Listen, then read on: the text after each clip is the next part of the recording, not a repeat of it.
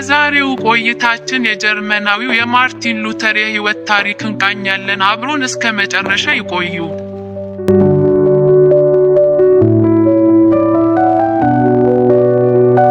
በ16ኛው ክፍለ ዘመን የነበረው ጀርመናዊው የሃይማኖት መሪ ማርቲን ሉተር የፕሮቴስታንት ተሐድሶን በመጀመር የሚታወቅ ታሪካዊ ሰው ነው። የእርሱ የህይወት ታሪክ እንደሚከተለው ቀርቧል። የመጀመሪያው ነጥብ የልጅነት ህይወቱንና ትምህርቱን በሚመለከት ማርቲን ሉተር እንደ ኤሮፓውያን አቆጣጠር በ10 ኖቬምበር 1483 በኢስሌበን ጀርመን ተወለደ።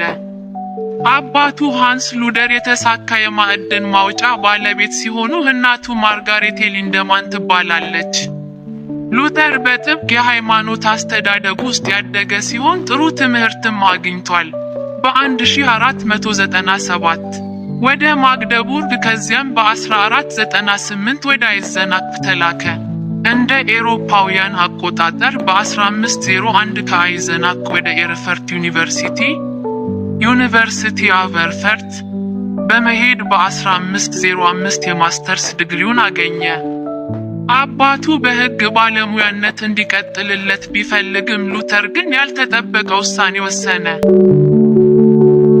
ሁለተኛው ነጥብ ወደ ገዳም መግባቱን በሚመለከት እንደ ኤሮፓውያን አቆጣጠር በሐምሌ 1505 ሉተር በድንገተኛ ነጎድጓድ አደጋ ውስጥ በነበረበት ወቅት ቅድስት ሐናን በመማፀን መነኩሴ ለመሆን ቃል ገባ። ይህንንም ተከትሎ በኤርፈርት ወደሚገኘው የአውጉስቲኒያን ገዳም ገባ። በገዳሙ ውስጥ ሉተር ጥብቅ የሆነ የአኗኗር ዘይቤን በመከተል በትጋት ጸለየ፣ እንዲሁም መጽሐፍ ቅዱስን አጠና። ሶስተኛው ነጥብ የሃይማኖት ትምህርቱንና ፕሮፌሰርነትን በሚመለከት በ1507 ሉተር ካህን ሆኖ ተሾመ። ከዚያም በዊተንበርግ ዩኒቨርሲቲ ኦፍ ዊተንበርግ የሃይማኖት ትምህርት እንዲማር ተላከ። እንደ ኤሮፓውያን አቆጣጠር በ1512 የዶክትሬት ዲግሪውን አግኝቶ የሥነ መለኮት ፕሮፌሰር በመሆን በዊተንበርግ ዩኒቨርሲቲ ማስተማር ጀመረ።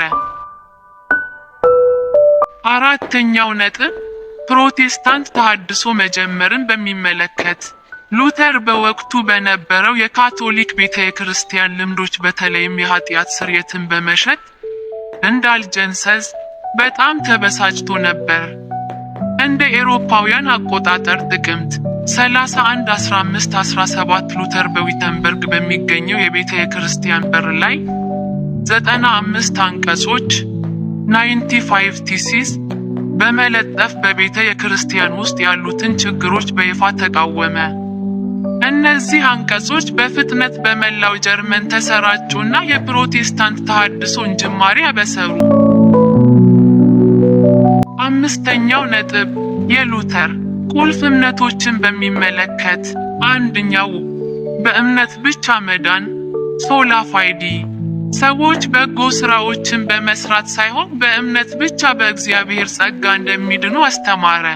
ሁለተኛው ቅዱሳት መጻሕፍት ብቻ ሶላ ስክሪፕተራ የመጨረሻው የሃይማኖት ስልጣን መጽሐፍ ቅዱስ ብቻ እንደሆነ አጽንዖት ሰጥቷል።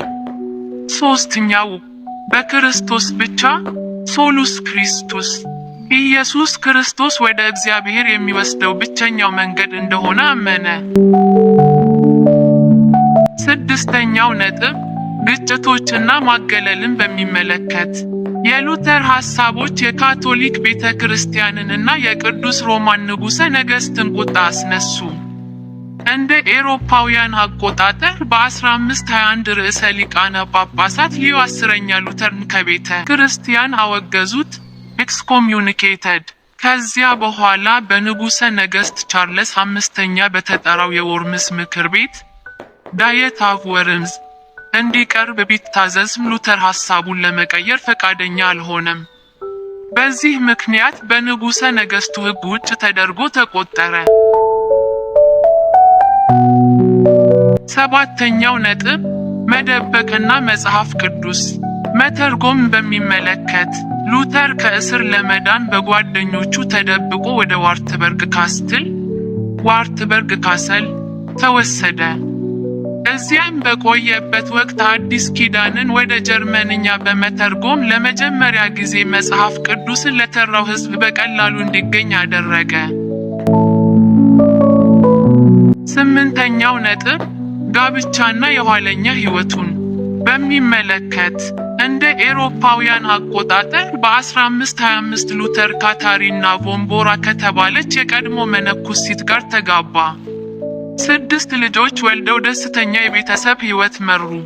ሉተር በሕይወቱ መጨረሻ ድረስ መጽሐፉንና ማስተማሩን ቀጠለ፣ እንዲሁም የፕሮቴስታንት ተሐድሶ እንዲስፋፋ ከፍተኛ አስተዋጽኦ አበረከተ።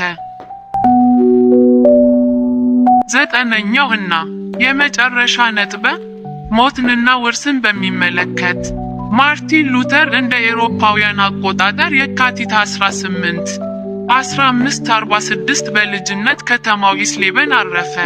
የእርሱ አስተምህሮና ድርጊቶች በክርስትና እምነት ላይ ከፍተኛ ተጽዕኖ ያሳደሩ ሲሆን የፕሮቴስታንት አብያተ ክርስቲያናት እንዲፈጠሩ ምክንያት ሆኗል። ዛሬም ድረስ ሉተር በታሪክ ውስጥ ካሉት በጣም ተደማጭነት ካላቸው ሰዎች አንዱ እንደሆነ ይታወሳል። እስከ መጨረሻ ስለ ተከታተሉና ስለ አዳመጡ ከልብ እናመሰግናለን። ታሪኩን ከወደዱት ሰብስክራይብ በማድረግ አብሮነትን ይግለጹ። ቸር ሰንብቱ።